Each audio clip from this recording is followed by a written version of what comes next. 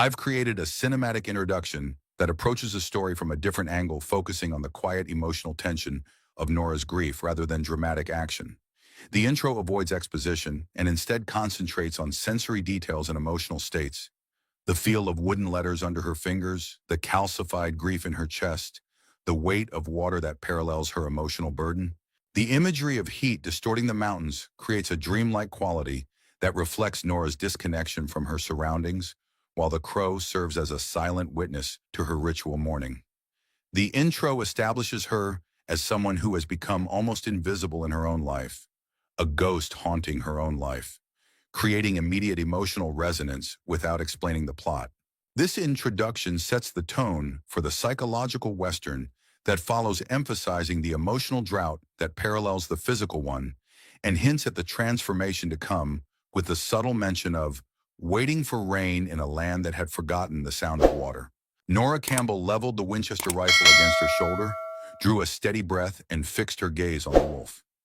The creature's ashen fur blended with the parched landscape, making it nearly invisible against the dying light of dusk.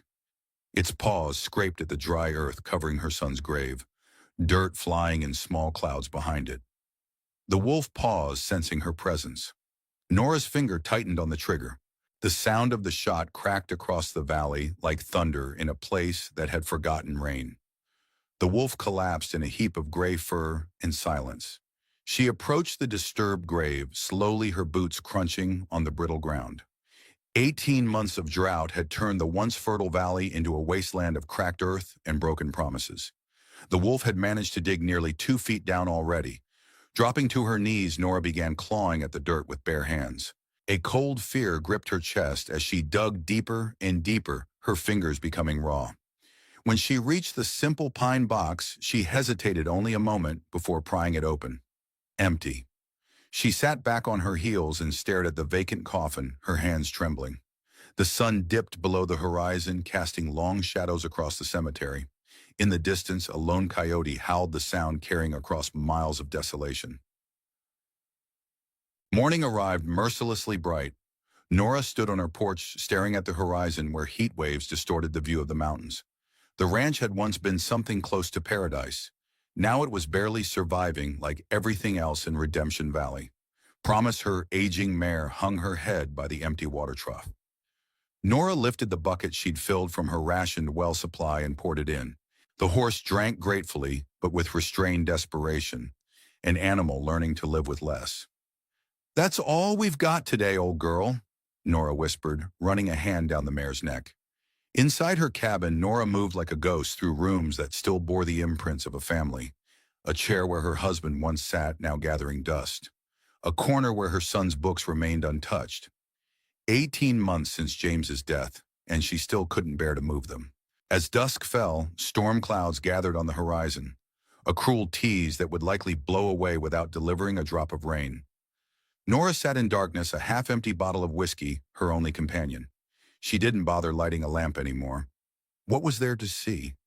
The sound of something heavy collapsing against her fence pulled her from troubled thoughts. Rifle in hand, she stepped outside. Lightning briefly illuminated the yard, revealing a figure slumped against the wooden railings. Not a wolf this time, a man. Litamasonono. His blood seeped into the floorboards of her kitchen as Nora worked to extract the bullet from his shoulder. The stranger was Native American. Navajo, she guessed from his clothing, tall and broad-shouldered, with long black hair and features sharpened by hardship. "This will hurt," she said, though she wasn't sure he could hear her. His eyes fluttered open briefly as she dug into the wound with tweezers. Dark eyes met hers with surprising clarity before closing again. Nora's hands moved with practiced efficiency. Before her husband died, before James, before the ranch, she'd been a nurse in the war. Hands that had once trembled now worked with mechanical precision. The bullet came free, clattering into a metal dish. "You're either running from the law or running from something worse," she said to the unconscious man as she cleaned and bandaged the wound. "Neither is my concern." But she didn't throw him out into the night. Something about his presence filled the empty house with a different kind of silence, one that wasn't quite so hollow. Dakota awoke to sunlight streaming through unfamiliar windows. He tensed, immediately reaching for a knife that wasn't there. "Looking for this?" The white woman stood in the doorway, holding his hunting knife. Her auburn hair was pulled back in a practical knot, her face weathered by sun and sorrow. She wore men's work clothes, practical for ranch life, but unusual for a woman alone. "Where am I?" His voice was rough from thirst. "My ranch, about 10 miles outside Redemption." She approached cautiously, setting a cup of water on the table beside him. "You were shot. I took the bullet out." Dakota eyed the water suspiciously. "If I wanted you dead, I wouldn't have wasted my bandages," she said flatly. He took the cup and drank. "Nora Campbell," she offered without extending her hand. "Dakota. That's it, just Dakota. It's enough." Nora nodded, a ghost of amusement crossing her face. "Well, just Dakota, you've got a fever. The wound's not infected yet, but it could be. There's a doctor in town who won't ask questions." "No doctors," he said immediately. "Suit yourself. Die of infection then." She turned to leave. "Why help me?" he asked. She paused in the doorway, her back to him. "Don't mistake this for kindness. I just haven't seen anything die on my property for a few weeks. Thought I'd break the streak." Over the next 2 days, Dakota's fever rose and broke like the false promises of rain that kept forming over the mountains. Nora changed his bandages and forced bitter herbal teas down his throat. Remedies she'd learned from an old medicine woman who'd once lived near the ranch. On the third morning, Dakota was strong enough to stand. "Your horse ran off," Nora told him as she watched him test his weight on unsteady legs. "But mine will get you to town." "I'm not going to town," he replied. "Then where?" He didn't answer, just looked past her toward the mountains. Nora recognized the gaze. A man pulled by something stronger than pain or prudence. She helped him outside where Promise waited saddled and ready. The mare regarded the stranger with wary interest. "She's old but sure-footed," Nora said. "Bring her back if you can. If not—" She shrugged as if the loss of her last animal would mean nothing. As Dakota mounted with a grimace of pain, something fell from Nora's pocket. A small piece of cloth that fluttered to the ground like a wounded butterfly. He leaned down, ignoring the pull of his stitches, and picked it up. It was a fragment of a Navajo blanket, distinctive patterns in faded red and black.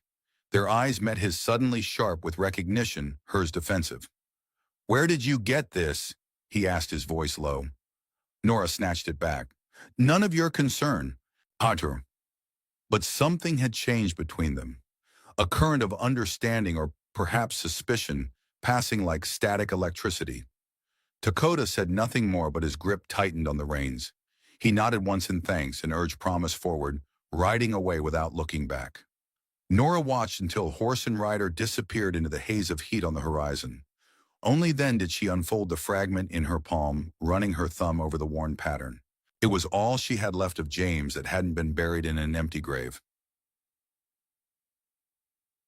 Dakota did not ride to town. Promise carried him east toward a narrow canyon where ancient cliffs bore the handprints of ancestors. The old mare seemed to sense the importance of their journey, picking her way carefully along treacherous paths. Pain radiated from his shoulder with each step, but Dakota pushed on. The white woman, Nora Campbell, had saved his life.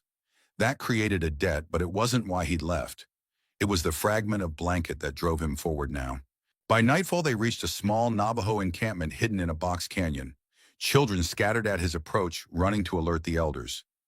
A boy of about 16 emerged from the largest hogan bough in hand. "Ashki," Dakota called out in greeting. The boy lowered his bow, his face breaking into a relieved smile that quickly hardened to concern. "You're hurt," Ashki said, rushing forward to help Dakota dismount. "It will heal." Dakota handed him Promise's reins. "Water and feed this horse well. She belongs to someone who showed me kindness." Inside the elder's hogan, Dakota sank onto a woven mat. The village healer examined his wound, nodding approvingly at Nora's handiwork. "The white woman has skilled hands," she observed. Dakota's gaze drifted to the fragment of blanket he'd laid on the ground before him. "She has something else, too." Ashki entered the hogan, settling across from Dakota. His young face was serious beyond his years, a necessity in these times. "Did you find what you were looking for?" the boy asked. "No," Dakota answered. "But I found this." He pushed the fragment toward Ashki. The boy's fingers hovered over the cloth, trembling slightly before touching it. This pattern, it's from the blanket you made for him. Dakota nodded. For James. Nora opened the worn leather journal, its pages softened by frequent handling. Her son's handwriting filled the pages, sometimes neat and methodical, sometimes hurried and excited. The last entry was dated 2 weeks before his death. Found something incredible today. Can't tell Mother yet. She would worry. But I think this changes everything. Going back tomorrow to make sure. If I'm right, we'll never have to worry about water again? The words blurred as tears filled her eyes. James had always been searching for something. A way to save the ranch, a purpose greater than the narrow confines of Redemption Valley. His father's death 3 years earlier had forced him to become the man of the house at 15, but it hadn't diminished his curiosity. What had he found, and why had his body vanished from its grave? A knock at the door startled her. Nora closed the journal and reached for her rifle, approaching cautiously. Mrs. Campbell, it's Marshall Cooper. She relaxed, slightly unbolting the door.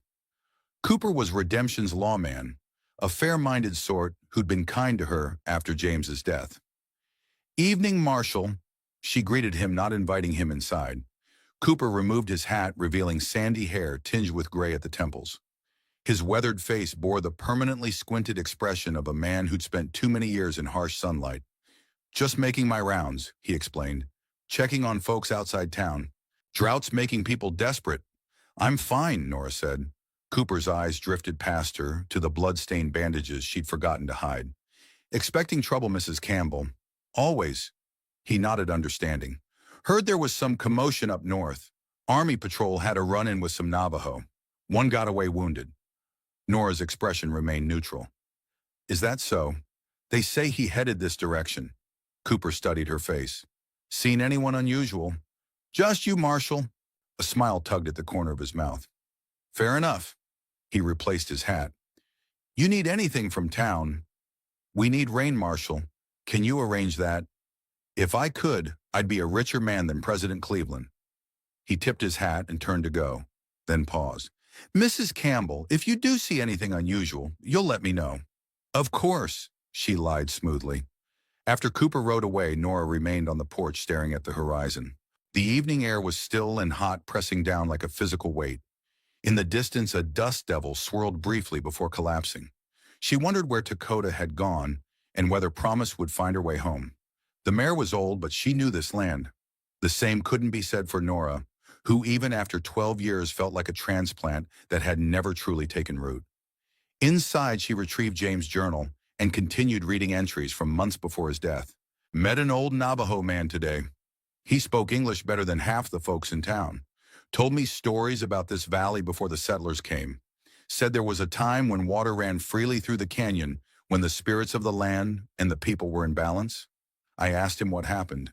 He just looked at me with the saddest eyes I've ever seen and said, Your people came with their rules about who can own the sky. Nora closed the journal, a chill running through her despite the heat. James had never mentioned meeting any Navajo. What else had her son kept from her? Gutsoren. Dr. Eliza Fleming carefully arranged the photographs on her desk, methodically ordering them by date. The lantern light in her small office at the back of Redemption's only medical clinic cast long shadows across the images, all showing the same thing from different angles. A cave entrance partially concealed by fallen rocks. A sharp knock at the door made her quickly slide the photographs into a drawer. Enter, she called. Marshall Cooper stepped in, removing his hat. Doctor. Marshall, she acknowledged with a nod. What brings you by at this hour? Just checking in. Any patients today? The usual. Mrs. Wilson's arthritis, the Henderson boy's broken arm. She closed the drawer with a soft click. Nothing remarkable. Cooper nodded, his eyes scanning the room with professional habit. Any word from back east about your research grant? Fleming's smile tightened. Not yet. The Department of Interior moves at its own pace. And your independent studies, any progress there? She met his gaze steadily.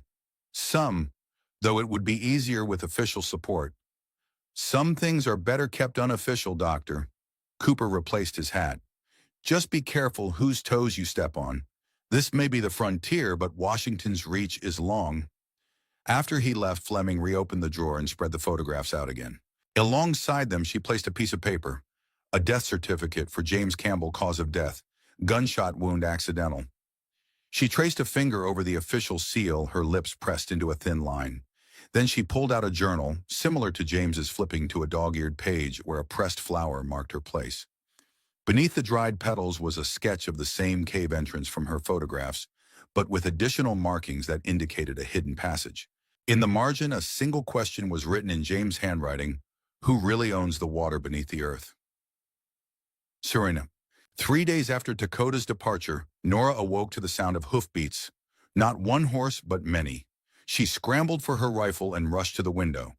Outside, in the gray light of dawn, a small herd of wild horses galloped across her property. Leading them was a magnificent black stallion whose coat gleamed like wet ink despite the dust. The horses circled her depleted corral twice before coming to a stop, as if waiting for something. A lone rider approached from the east, silhouetted against the rising sun. Even at a distance, Nora recognized Dakota's upright bearing. But it wasn't Promise he rode. It was a dappled mare she'd never seen before. Nora stepped onto the porch, rifle lowered but ready. Dakota dismounted smoothly, showing no sign of his injury. He approached her with measured steps, stopping at a respectful distance. "Your horse found her way to us," he explained. "She's resting at our camp. These," he gestured to the wild herd, "these are payment of a debt." "I don't understand," Nora said. "A life for lives," Dakota replied. "You saved mine. These horses will save your ranch." She stared at the animals. 12 in all, plus the black stallion. Wild horses were valuable if they could be tamed. "Why would you do this?" she asked suspiciously. Instead of answering, Dakota pointed to the distant mountains. "There's something else I want to show you." They rode in silence, Nora on the dappled mare Dakota had brought, he on a sturdy buckskin. The black stallion, Shadow Dakota called him, ran free alongside them, occasionally disappearing, only to reappear on a ridge ahead. "He belongs to no one," Dakota explained when he caught Nora watching the stallion. "Not even to himself. He belongs to the land." "Everything belongs to someone," Nora replied. "That's how the world works." Dakota's expression darkened. "That is how your world works." After 2 hours of riding, they reached a narrow canyon entrance, hidden behind a stand of juniper trees. Dakota dismounted and proceeded on foot, motioning for Nora to follow. The passage wound between towering cliff walls, growing narrower, until they had to turn sideways to squeeze through. Suddenly, the canyon opened into a circular space the size of Nora's barn. At its center was a small, crystal-clear pool fed by a thin trickle of water seeping from the rock face. "Echo Cave," Dakota said, his voice reverberating slightly off the walls. "The water here comes from deep underground. It never stops, even in the worst drought." Nora approached the pool hesitantly, kneeling to touch the water. It was cool and sweet. "How did you find this place?" "I didn't," Dakota said quietly. "James showed it to me." The words hit Nora like a physical blow. She rose slowly, turning to face him. "What did you say?" Before Dakota could answer, thunder rumbled overhead. Not the empty promise of previous days, but the genuine herald of rain. Fat drops began to fall, splashing into the pool and on the dry rocks around them. Nora tilted her face upward, letting the rain wash over her. It had been 18 months since the last real rainfall. 18 months of dust and death and emptiness. And now, as water fell from the sky, the first real truth fell from Dakota's lips. "Your son didn't die in a hunting accident." The rain fell harder, drumming against the rocks, drowning out the sound of Nora's breath catching in her throat. Water streamed down her face, mingling with tears she hadn't realized she was shedding. "Then how did he die?" she whispered. Dakota's eyes held hers, dark and fathomless as the night sky. "First, I need to tell you how he lived." The storm transformed Redemption Valley overnight. Dry creek beds became rushing torrents. Parched earth turned to mud. And inside Echo Cave, Nora Campbell's world shifted on its axis as Dakota spoke of her son. "James came to our camp 2 summers ago." Dakota began, his voice barely audible above the rain. "He was following a Navajo boy who had been beaten by ranchers. The boy Ashkey had taken water from their well." "Chewy!" Nora sat on a stone at the cave's edge, her clothes-soaked hair plastered to her face. She felt strangely calm, as if watching a play about someone else's life. James intervened. They shot him. Nora flinched, her calm fracturing. But he didn't die then. No. Dakota's eyes reflected the dancing patterns of rainfall at the cave entrance. We found them both. Ashki was unconscious. James had a bullet in his side. We brought them to our healer. Haitanan, why didn't he come home? The question emerged soft as a prayer. He tried after he healed, but soldiers were searching the area claiming Navajo had kidnapped a white boy. James knew the truth would mean war between your people and mine. Dakota paused. He chose to stay. For how long? Nora whispered. 6 months. He learned our language, our ways. He called me second father. A faint smile touched Dakota's lips. He and Ashki became like brothers. The rain began to ease its steady drumming, softening to a gentle patter. Nora stood walking to the cave entrance. The desert beyond was transformed. Silver sheets of water running over red earth, bringing dormant seeds to life. If what you're saying is true, then the body I buried... She couldn't finish the thought. I don't know what you buried, Dakota said. But it wasn't James. Nora turned to face him, her expression hardened by grief and new suspicion. Then where is he? Dakota's eyes dropped. James left our camp to find proof of something. He never returned. I searched for weeks. Proof of what? She demanded. The water beneath the valley, ancient rivers that flow underground, springs that could make the desert bloom again. Dakota approached slowly. James believed someone was damming these waters deliberately to control who could survive here. Nora laughed bitterly. That's impossible. No one can control underground water. Perhaps. Dakota studied her face. But someone wanted him silenced. The question is who gave you a body to bury?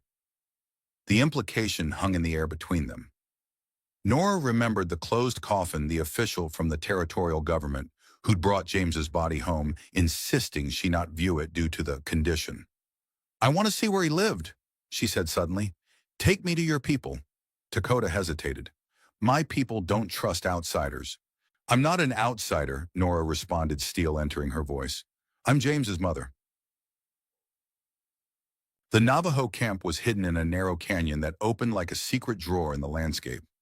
6 hogans formed a semicircle around a central fire pit with corrals for goats and horses tucked against the canyon walls.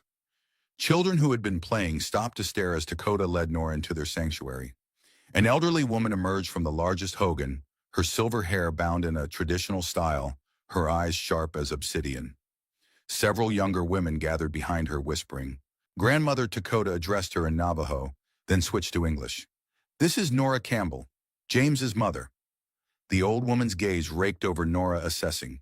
I am Nijoni, she said in perfect English. James spoke of you often. Before Nora could respond, a teenage boy burst through the gathering crowd. He was tall and lanky with intense eyes that immediately reminded her of James. Is it true? The boy demanded, looking from Dakota to Nora. You're his mother. Ashki, Dakota warned, but the boy ignored him, stepping closer to Nora. He said you were kind, that you saw people, not just their skin. Nora studied the boy, who had apparently been like a brother to her son. James said that. Ashki nodded. Then without warning, he grabbed her hand and pulled her toward one of the smaller hogans. Come, I want to show you something. Inside the circular dwelling, Ashki rummaged through a wooden trunk before producing a small object wrapped in deerskin. He unwrapped it carefully, revealing a hand-carved bow about 2 feet long. James made this for me, Ashki explained, running his fingers over the polished wood. See, he carved our names? Nora traced the carefully etched letters. James and Ashki brothers in all but blood. The craftsmanship was unmistakable. James had learned woodworking from his father, developing a distinctive style. He was teaching me to read English. Ashki continued, his voice softening. Said I was smart, that I could be a doctor someday. Nora's vision blurred. This boy had shared the last months of her son's life. Months she had lost forever. Grief and jealousy twisted together in her chest. When he left, Ashki's voice faltered. He promised to return in 3 days. When 5 passed, Dakota went searching. Sakurajum, why did he leave? Nora asked. Ashki glanced toward the hogan entrance, as if checking for eavesdroppers. The map, he whispered. He found an old map in a cave, Said it showed the underground rivers. Said someone was building dams beneath the earth. The boy's eyes darted to the side, a tell that reminded Nora startlingly of James when he was holding something back. "What aren't you telling me?" she pressed. Ashki hesitated. The night before he left, a white woman came to meet him. They talked for a long time. "A white woman here." The boy nodded. "A doctor from town." Dr. Eliza Fleming sat at her desk, comparing the handwritten notes before her with an official geological survey. The differences were subtle but significant. Where the government map showed empty land, the handwritten notes indicated a complex network of underground water channels. A sharp knock interrupted her concentration. She quickly covered the maps with patient files before calling enter. A Captain Westbrook filled the doorway, his military uniform impeccable despite the muddy conditions outside. His pale eyes surveyed the office with practiced efficiency. "Doctor," he greeted her coolly. "I trust you're well." "Captain," Fleming responded with equal reserve. "What brings the Army to my humble practice? Surely not medical concerns, as your men have their own surgeon." Westbrook smiled without warmth. "Information, Doctor. We received reports of unusual activity in the hills following the storm. Navajo movement near restricted areas. And you think I would know something about this because you spend more time with the natives than is strictly appropriate for a woman of your station." Westbrook removed his gloves deliberately. "Your interest in their traditional medicine is well documented, as are your excursions into territories the government has designated off-limits." Fleming maintained a neutral expression. "I go where patients need me, Captain. Illness doesn't respect arbitrary boundaries." "Nothing about those boundaries is arbitrary, Doctor." Westbrook's tone hardened. "The Department of Interior has specific plans for water management in this territory. Plans that don't include interference from well-meaning civilians." He placed a folded document on her desk. "This is an official notice restricting civilian movement in the eastern canyons, medical personnel included." After he left, Fleming unfolded the document, scanning its contents with increasing alarm. The order effectively cut off access to nearly all the locations marked on her secret map. She opened a locked drawer and removed a small silver locket. Inside was a faded photograph of a young boy with dark skin and her same gray eyes, her half-brother taken from their shared mother decades ago. Listed as relocated in official documents, but his body never found. Fleming closed the locket and made a decision. She would need to warn Dakota, and she would need to find Nora Campbell. The wild horses transformed Nora's dying ranch. Dakota spent days showing her how to approach them, not with ropes and force, but with patience and understanding. "Horses don't need to be broken," he explained as they stood at the coral fence. "They need to be listened to." Nora watched Shadow, the black stallion, circle warily at the far end. Unlike the other horses, he refused to approach either of them. "That one will never be tamed," she observed. "Not tamed," Dakota corrected. "But he might choose to work with you. There's a difference." The distinction struck Nora deeply.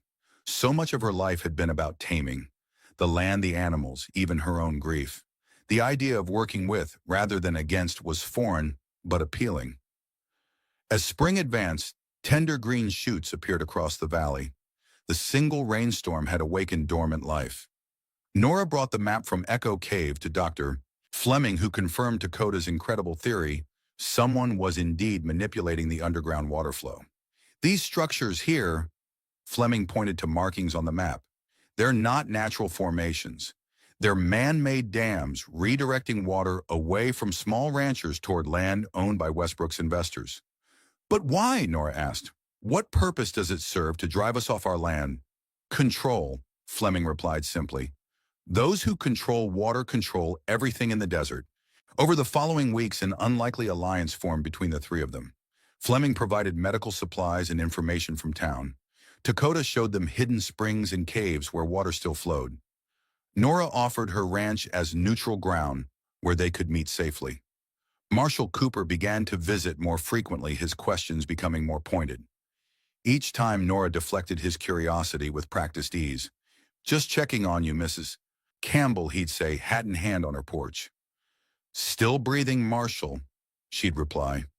That's about all anyone can hope for these days.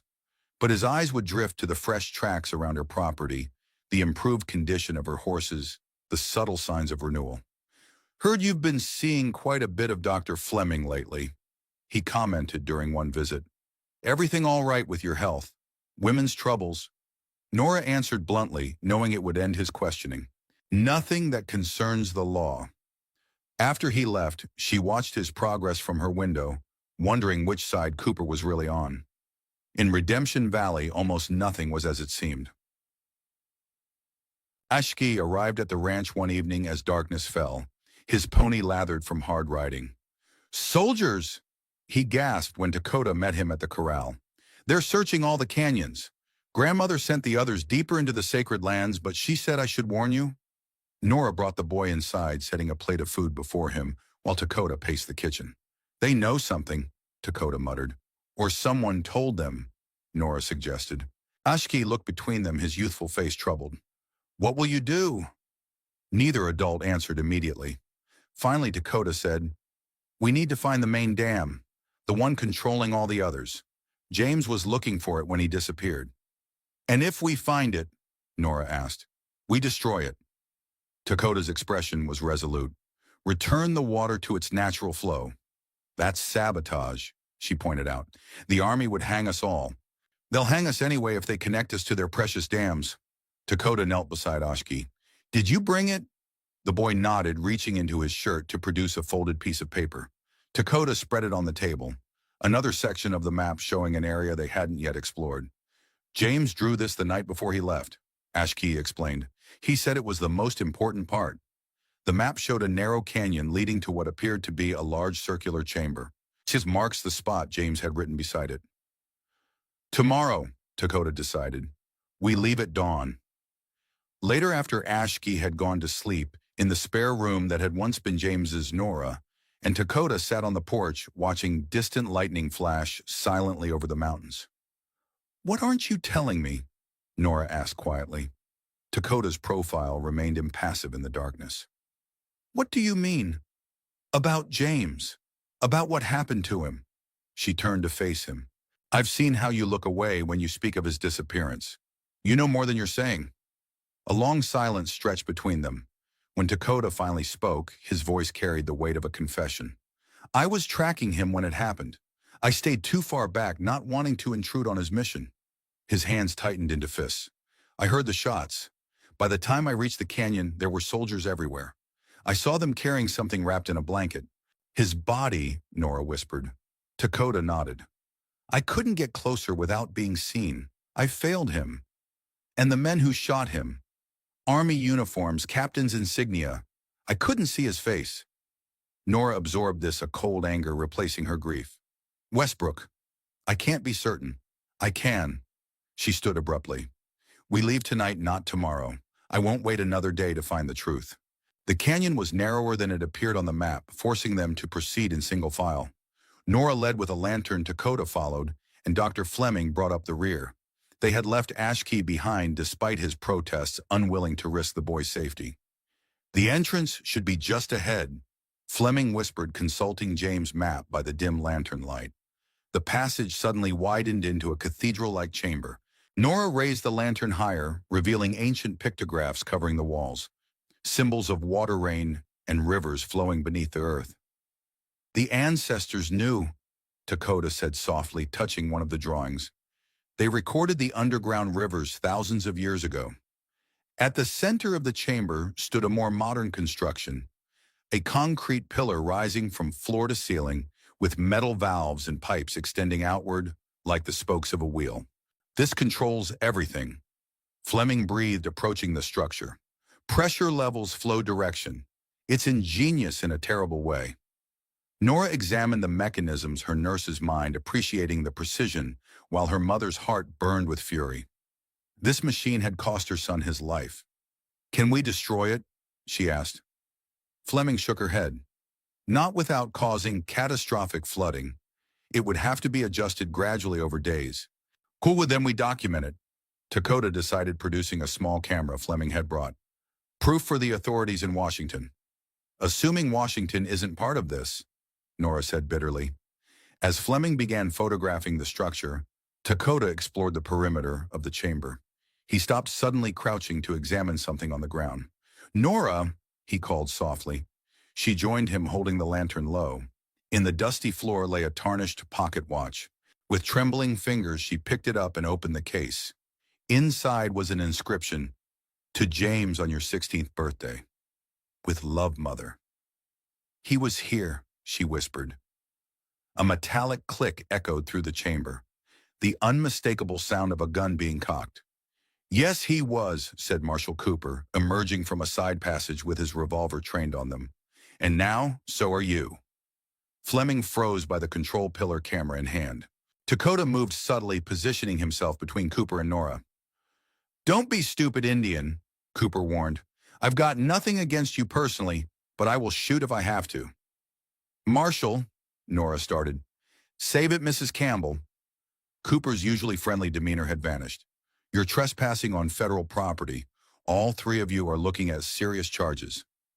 "Federal property," Fleming scoffed. "This is a criminal operation to control the territory's water rights." "It's progress, Doctor," Cooper replied evenly. "The future of this territory depends on controlled water management. Can't have resources left to chance, or worse, to the natives." "My son discovered this place," Nora said, holding up the pocket watch, "and someone killed him for it." Something flickered in Cooper's eyes. Regret, perhaps, or guilt. "James was in the wrong place at the wrong time. That happens out here." "You knew," Dakota accused. "You knew about his death." "I know about everything that happens in my jurisdiction," Cooper answered. "That's my job." "Your job is to uphold the law," Fleming countered. "The law is whatever the government says it is, Doctor." Cooper gestured with his gun. "Now move away from that control panel." No one moved. The tension stretched between them like an overwound spring. "I don't want to hurt any of you," Cooper said, an edge of desperation entering his voice. "But this installation is worth more than all your lives combined. The future of the territory belongs to all its people," Nora interrupted. "Not just those who can afford to buy it." A new voice spoke from the passage behind Cooper. "Well said, Mrs. Campbell." Cooper whirled, but too late. Captain Westbrook stepped into the chamber, flanked by two soldiers with rifles raised. "Marshal Cooper," Westbrook said smoothly.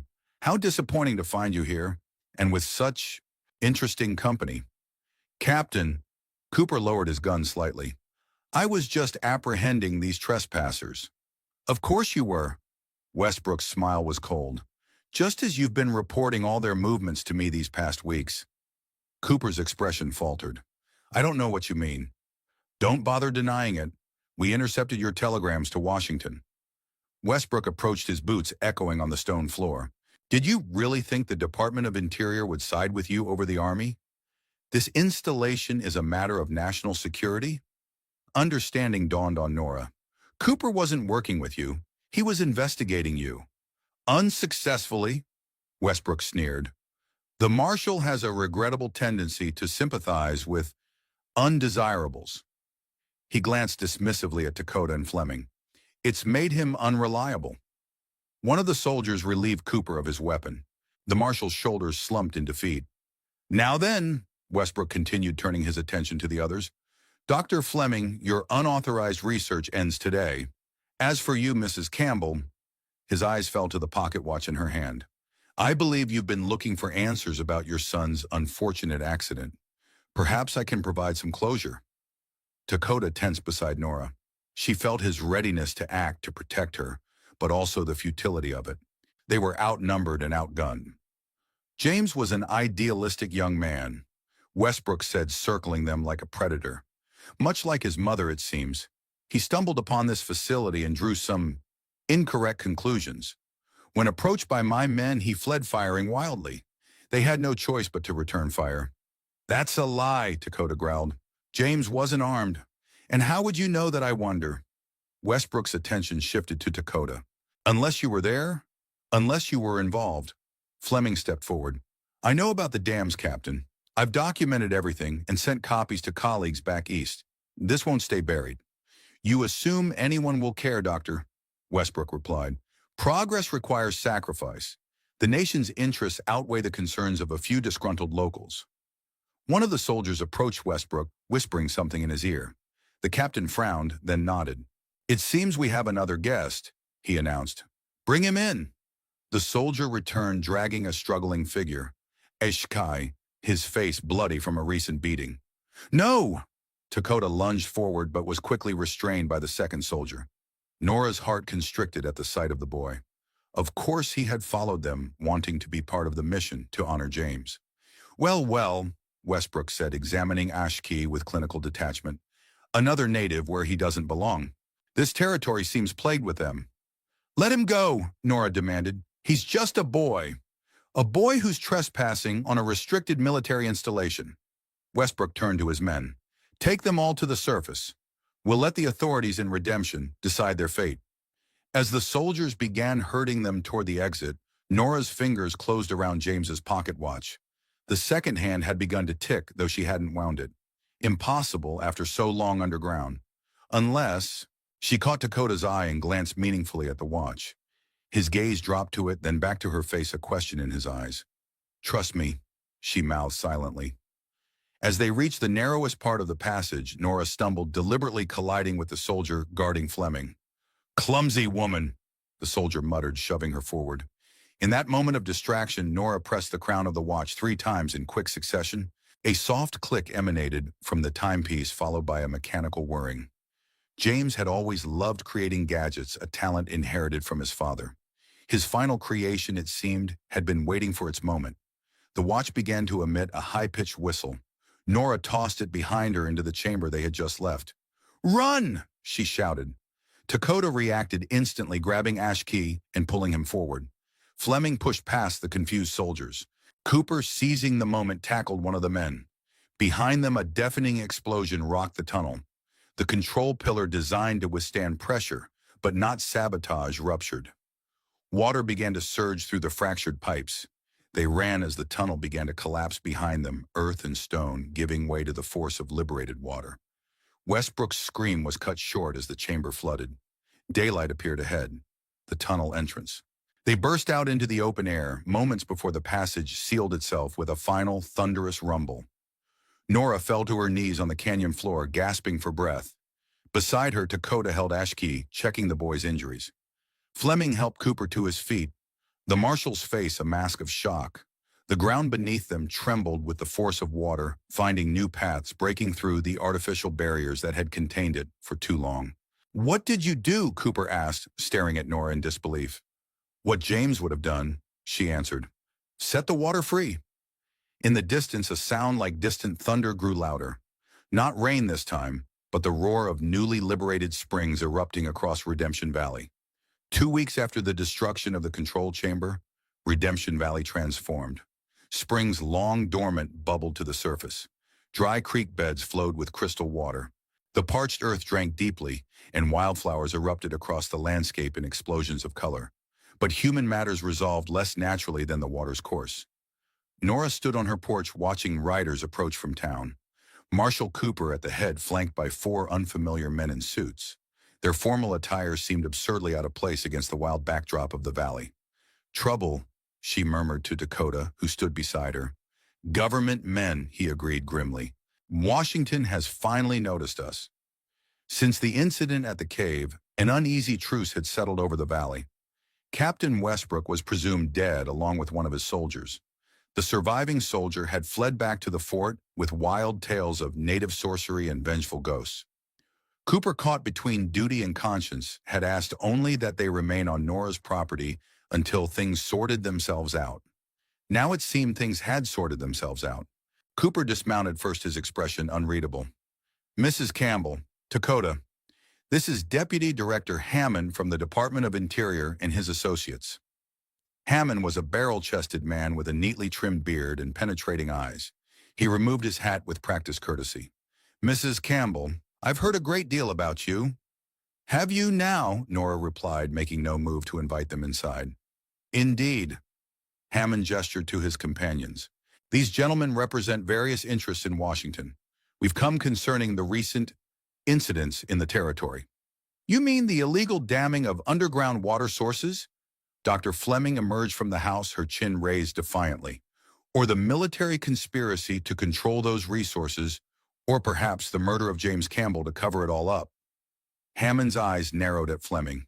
Dr. Fleming, your telegram caused quite a stir in certain departments. Accusations against the U.S. Army are taken very seriously. They weren't accusations, Fleming replied. They were facts documented and witnessed. Hammond sighed. May we come inside, Mrs. Campbell? These matters are best discussed in private. Nora hesitated, then nodded reluctantly. You may. Your men can wait out here. And inside, Nora served coffee with mechanical politeness while sizing up Hammond. He didn't have the look of a mere bureaucrat. There was something sharper, more calculating in his assessment of them. Let me be direct, Hammond began once they were seated.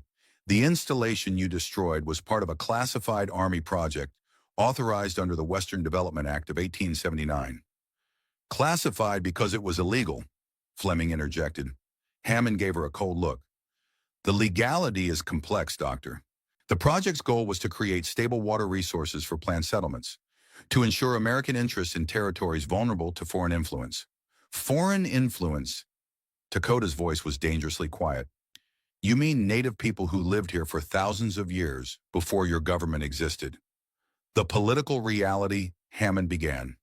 Isn't what concerns me, Nora cut in. My son discovered your classified project and was murdered for it. That's the only reality I care about. Hammond set down his coffee cup. Mrs. Campbell, I understand your grief, but we've reviewed the reports. Your son's death was ruled an accident during a hunting excursion. That's a lie, Dakota said. A lie my own office helped construct. Cooper admitted speaking for the first time since they'd entered. Westbrook filed the report. I countersigned it without investigating. That's on me. Hammond frowned at Cooper. Marshal, your position is already precarious. I wouldn't. I've already written my resignation. Cooper met Nora's eyes. I owe James that much at least. A heavy silence fell over the room. Outside, the sound of horses approaching broke the tension. Hammond moved to the window, his hand instinctively reaching toward his jacket, where Nora suspected a weapon was concealed. More of your men, she asked. No. Hammond's voice was tight. Army Patrol. Captain Reed's men. Shiwun. Dakota exchanged a quick glance with Nora. Reed had been Westbrook's second-in-command, equally committed to the water project. It seems we have a choice to make, Mr. Hammond, Fleming said quietly.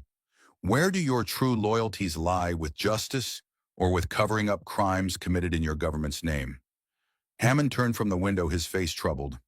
Doctor, you assume these matters are simple? That justice and government interests are always at odds? The reality is more complicated. Not to me, Nora said, rising. My son is dead. Nothing is more complicated than that. A sharp knock at the door silenced them. Without waiting for an answer, Captain Reed entered, his uniform, immaculate, his face flushed with the exertion of the ride. Marshal Cooper, Reed acknowledged coldly before turning to Hammond. Deputy Director, Washington didn't inform us you were coming. This is a civilian matter now, Captain, Hammond replied.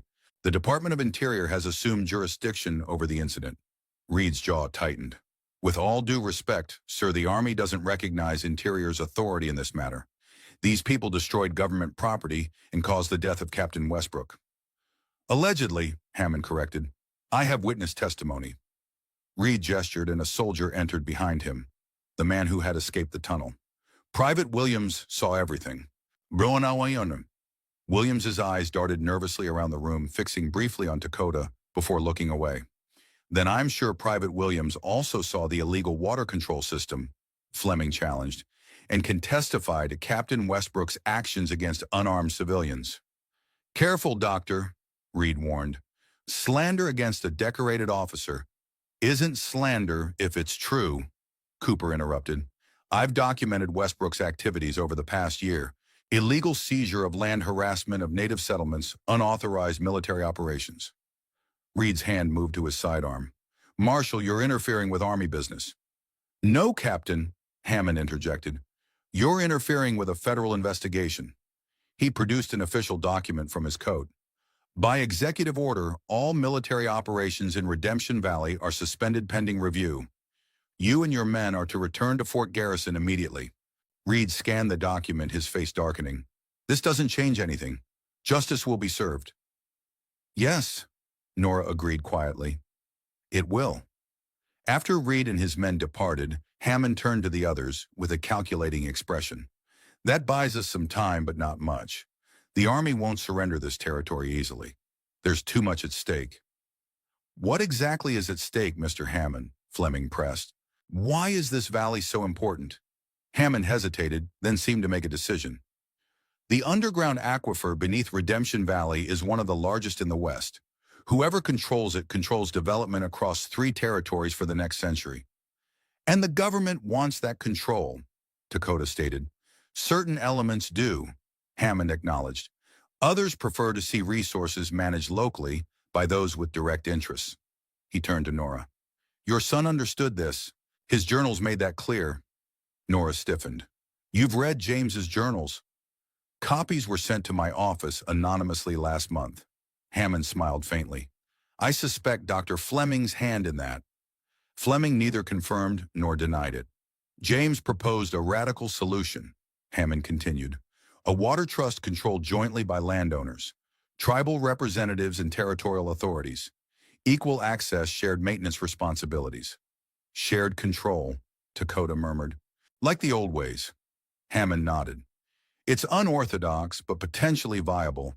Some of us in Washington believe it could be a model for other territories. And what do you want from us? Nora asked suspiciously. Testimony, Hammond replied. Evidence. Names. Help me build a case strong enough that even the army can't dismiss it. And James, Nora pressed. What about justice for my son? Hammond's expression softened slightly. Mrs. Campbell, I can't promise you the satisfaction you deserve.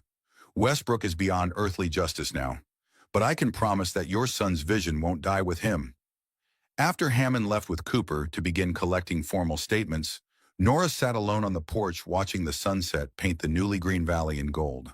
Dakota joined her silently, his presence a comfort she'd grown accustomed to over the past weeks. Do you trust him? Dakota asked finally. Hammond, Nora considered. No, but I believe he wants what James wanted, even if for different reasons. And what do you want, Nora Campbell? The question caught her off guard. For months she'd wanted only to understand what happened to James. Now that she knew what remained, peace, she said finally. For James, for this valley, for myself. Dakota nodded understanding in his eyes. There is a ceremony among my people, to guide lost spirits home, to make peace with those who have left us. Nora turned to him, a question in her eyes. Would you allow me to perform it for James? He asked. And would you participate? Tears welled unexpectedly. Yes, she whispered. I would be honored.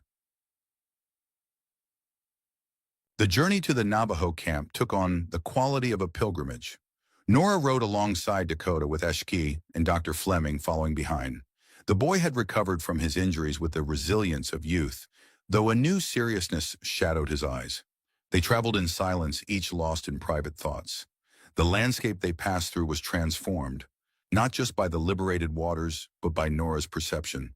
Where once she had seen only hostile territory, she now recognized the subtle beauty of the desert, the delicate balance of life adapted to harsh conditions.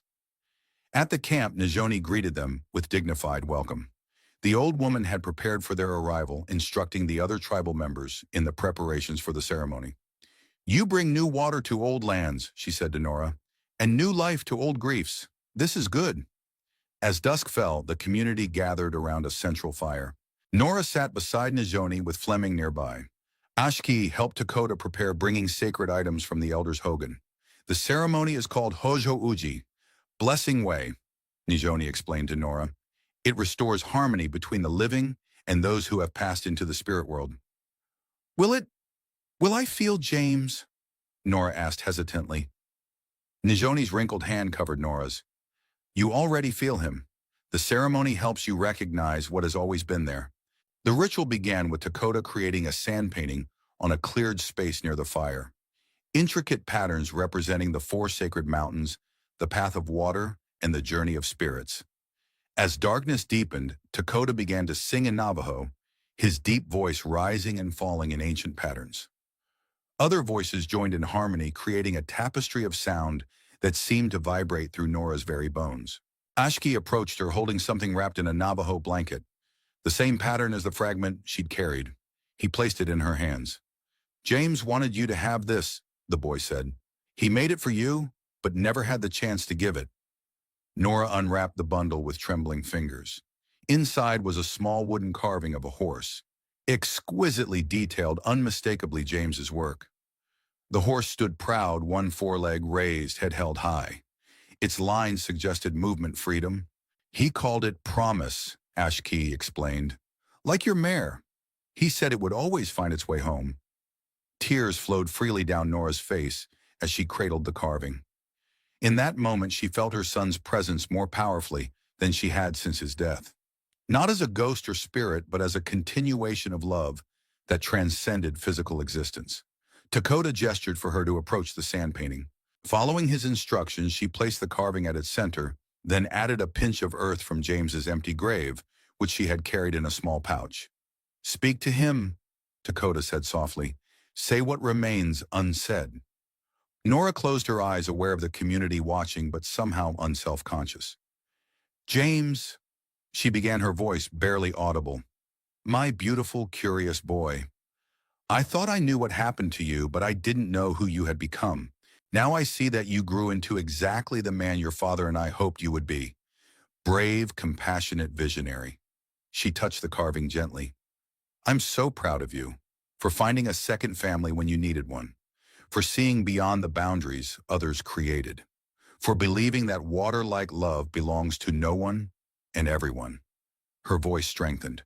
"I promise to continue what you started, to protect this valley and its people, all its people, to remember that the most precious things can't be owned, only shared." As she finished speaking, Dakota sprinkled sacred pollen over the sand painting and the carving. The community's voices rose in a final hymn that seemed to lift toward the star-filled sky. Later, as the ceremony concluded, Nijoni approached Nora.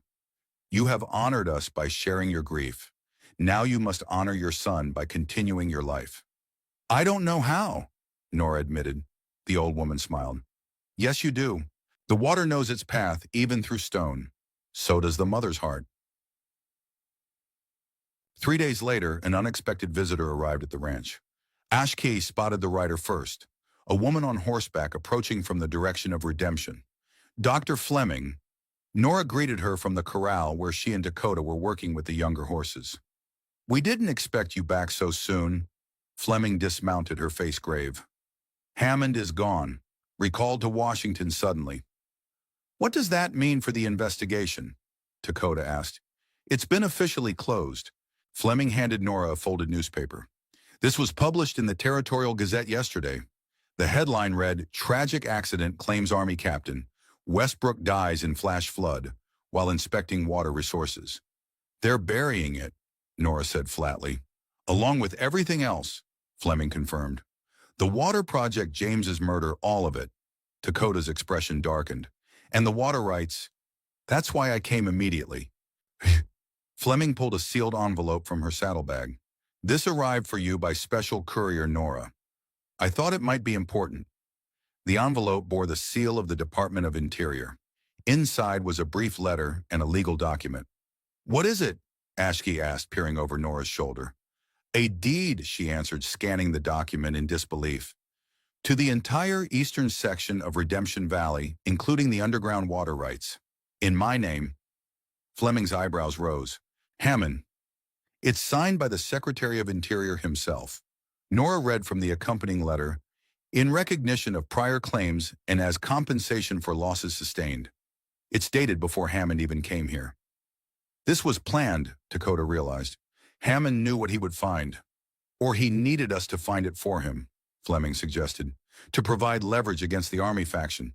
Nora stared at the document, feeling its weight in her hands. Not just paper, but responsibility.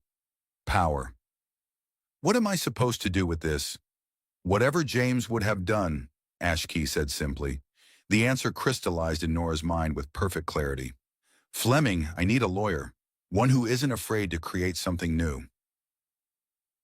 Captain Reed pounded his fist on the meeting room table. "This is absurd. The Army will never recognize the authority of this. This committee of civilians, the Army doesn't need to recognize it, the territorial judge replied calmly. The federal government already has. He held up Hammond's documentation with the Secretary's seal.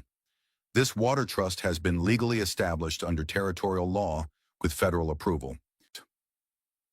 The meeting room of Redemption's town hall was crowded with representatives from all factions affected by the water rights decision: ranchers, townspeople, Army officers, and for the first time Navajo tribal members, including Dakota and Nijoni. Nora sat at the head of the table, still uncomfortable with her position, but determined to see it through. Captain Reed, the Army will have guaranteed access to water for the fort, as will every legitimate settlement in the valley. The difference is that now no one entity controls it all. This is Campbell's doing, Reed muttered. Some half-baked scheme cooked up by a boy who didn't understand the realities of territorial development. My son understood more than most men twice his age, Nora replied evenly. He understood that water is life, and that life flourishes when it's shared, not hoarded. The meeting continued for hours with each faction raising concerns and objections. Fleming addressed medical and scientific questions. Cooper, despite his resignation, spoke to legal enforcement issues. Dakota and Nijoni advocated for native water rights, and Nora, to her own surprise, found herself mediating, finding compromises, building consensus. By evening, the Redemption Valley Water Trust was officially established. A joint council of 7 members representing all major interests, with Nora as its first chairwoman. As the meeting disbanded, Reed approached her privately. This won't last, Mrs. Campbell. The next drought, the next economic pressure, someone will seize control.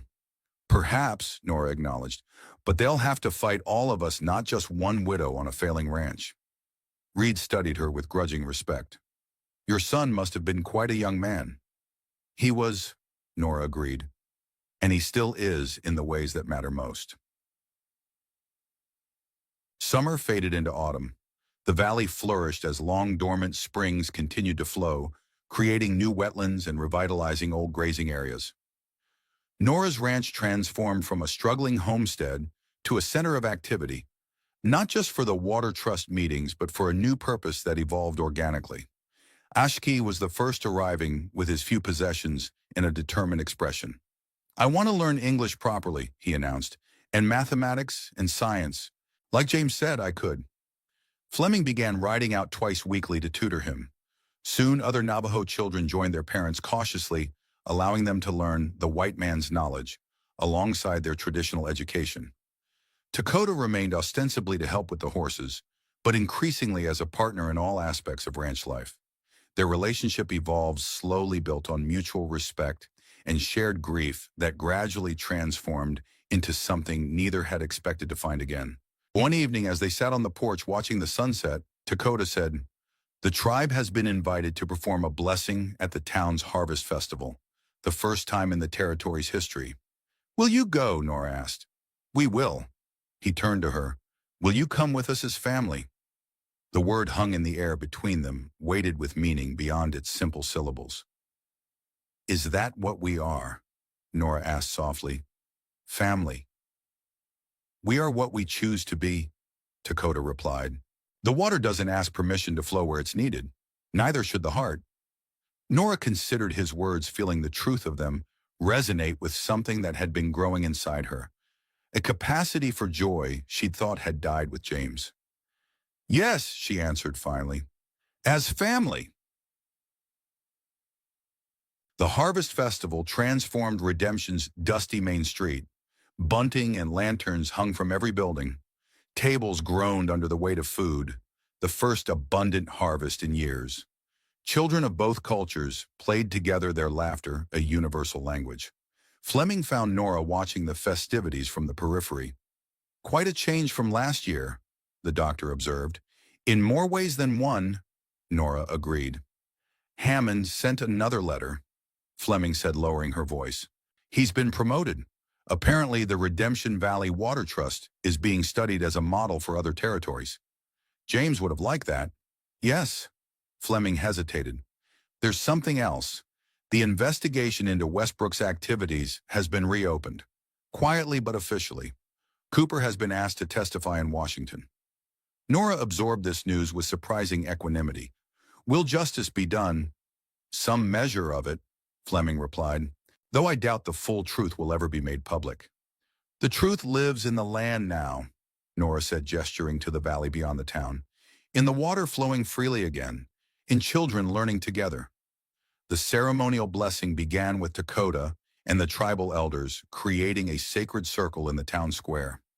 Ashki stood proudly among them, wearing traditional dress but with a book of English poetry visible in his pocket, a bridge between worlds. As the ceremony proceeded, Nora noticed Shadow the black stallion watching from a hillside overlooking the town. The wild horse had refused all attempts at domestication, yet remained near the ranch as if keeping vigil.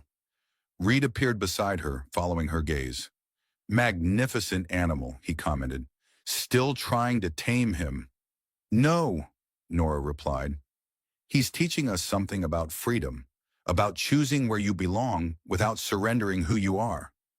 Reed nodded thoughtfully. Mrs. Campbell, I may never fully agree with your views on development, but I've come to respect what you've accomplished here. It wasn't me alone, she said. It was all of us choosing a different path forward. After the captain moved on, Nora felt a presence beside her. Dakota returned from the ceremony.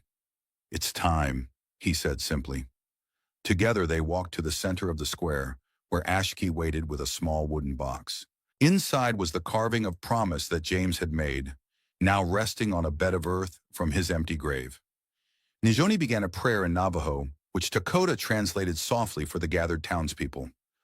We honor those who live between worlds, those whose bodies may be gone, but whose spirits flow through our lives like water through the earth. Invisible but essential, unseen but ever present. Ashki stepped forward. At 16, he stood at the threshold of manhood, his face reflecting both his native heritage and the influence of the boy who had been his brother in all but blood. I was once saved by a boy who didn't see me as different. Ashki addressed the crowd, his English careful but clear. James Campbell taught me that borders only exist if we believe in them, that water-like truth finds its own path. He turned to Nora. He also taught me that family is not just blood, but choice. Every day we choose who we are and who we stand beside. Tears flowed freely down Nora's face as Ashki handed her the box. She stepped to the center of the circle, aware of the symbolic weight of the moment. Not just for herself, but for the future of the valley. My son's body was taken from me, she said, her voice carrying clearly in the evening air. But his spirit remains in this land, in its water and the bridges we build between our peoples. Today we honor not just his memory, but his vision. She placed the box in a small hollow that had been prepared, then stood back as Dakota covered it with earth from different parts of the valley. Ranch soil, town land, tribal ground, all mixed together. As the ceremony concluded, a sound like distant thunder rolled across the valley. People looked up, expecting storm clouds, but the sky remained clear. The sound grew louder. Hoofbeats, dozens of them. Beyond the town, a herd of wild horses appeared on the ridge, led by Shadow. They stood for a moment, silhouetted against the setting sun, before galloping down into the valley, circling the town, once before disappearing into the gathering dusk. A sign, Nijoni whispered. The spirits approve. Later, as townsfolk and tribal members shared food and stories together, Nora stood at the edge of town, gazing out at the valley that had transformed from her personal prison to a shared sanctuary. Dakota joined her, his hand finding hers in the darkness. What are you thinking? He asked. About promises, she replied. The ones we break, the ones we keep, and the ones that keep us. In the distance, a spring bubbled up from underground, its gentle sound carrying on the night air like music. The voice of the valley itself no longer silenced. James knew, Dakota said softly. That's why he named this place as he did. Not for what it was, but for what it could become. Ikram, Nora nodded, feeling a completeness she hadn't experienced since losing her son. Not an end to grief, but its transformation into something new and vital. The Valley of Promise, she whispered, where nothing is forgotten and everything flows onward. Above them, stars emerged one by one, reflected in the newly formed pools and streams below. Heaven and earth mirroring each other in perfect harmony. And somewhere in that reflection, Nora sensed James's spirit, not lost, but finally truly home. I've created a cinematic outro that captures the emotional resonance of what was lost, gained, and transformed throughout the story. The piece focuses on the contrast between Nora's former isolation and her new community, while acknowledging that some losses remain permanent despite healing. The imagery of water serves as a powerful symbol connecting the physical transformation of the valley with Nora's emotional journey. The wooden carving of promise and the Navajo blanket fragment represent tangible connections to James that have evolved from objects of grief to symbols of continuity and rebirth. Shadow's brief appearance reinforces the theme of freedom within connection, choosing to remain near without being possessed, just as memories of James now sustain rather than haunt Nora. The outro concludes with a reflective question that leaves an emotional ache. How many tears had fallen into this valley before the rains returned, and did the earth remember each one? This ties together the personal and natural worlds, suggesting that grief itself may have been part of the healing process for both Nora and the valley, a bittersweet acknowledgement that leaves space for the reader's own emotional response.